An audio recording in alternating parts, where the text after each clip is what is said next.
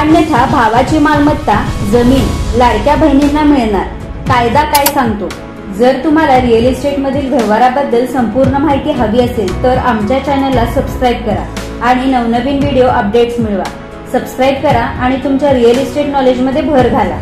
कुटुंबातील मालमत्तेचे वाद अनेकदा न्यायालयापर्यंत पोहोचतात। ही वादावादी फक्त मध्यमवर्गीय कुटुंबापुरती मर्यादित नसून मोठ्या संपत्तीच्या कुटुंबामध्येही ती पाहायला मिळते। अनेकांना मालमत्ता वाटपाशी संबंधित कायद्याची नीट माहिती नसल्याने वाद अधिक गुंतागुंतीचे होतात।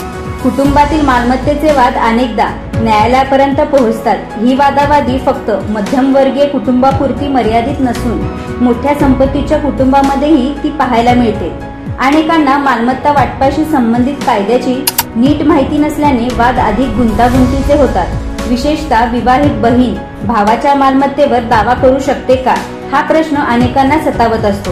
याचंच उत्तर आपण जाणून घेणार आहोत। वडिलोपार्जित संपत्तीवर मुलीचा समान हक्क। भारतात आता विवाहित मुलीचा वडिलोपार्जित मालमत्तेवर तितकाच हक्क आहे जितका मुलाचा। हे हिंदू उत्तराधिकार कायदा 2005 सुधारणा स्पष्टपणे सांगतो। म्हणजेच वडिलांची मालमत्ता जर वडिलोपार्जित असेल तर मुलगा आणि मुलगी दोघांनाही समान वाटा मिळतो। मुलीचे लग्न झाले असले तरीही आई वडिलांची स्वतःची मिळकत संपूर्ण हक्क पालकांचा। आई वडिलांनी त्यांच्या स्वतःच्या मेहनतीने मिळवलेली मालमत्ता स्वकमाईची संपत्ती कोणालाही देण्याचा पूर्ण अधिकार त्यांच्याकडे असतो। जर आई वडिलांनी ही संपत्ती त्यांच्या मुलीच्या नावावर केली तर भाऊ त्यावर आक्षेप घेऊ शकत नाही। या स्थितीत त्या मालमत्तेवर भावाचा कायदेशीर हक्क राहत नाही। भावाच्या संपत्तीवर बहिणीचा हक्क केव्हा आणि कसा?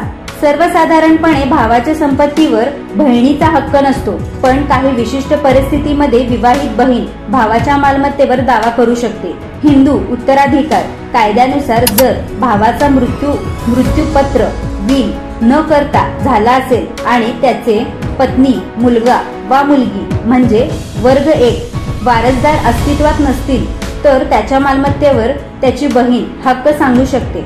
या प्रकरणात बहीण ही वर्ग 2 वारसदार गटात मोडते। महत्वाचे कायदेसंबंधी मुद्दे लक्षात ठेवा। वडिलोपार्जित संपत्तीवर मुलगा आणि मुलगी समान हक्काचे वारसदार असतात। आई वडिलांनी स्वकमाईची मालमत्ता कोणालाही देण्याचा अधिकार असतो। भावाच्या संपत्तीवर हक्क केवळ त्याच्या वर्ग 1 वारसदारानंतरच मिळू शकतो।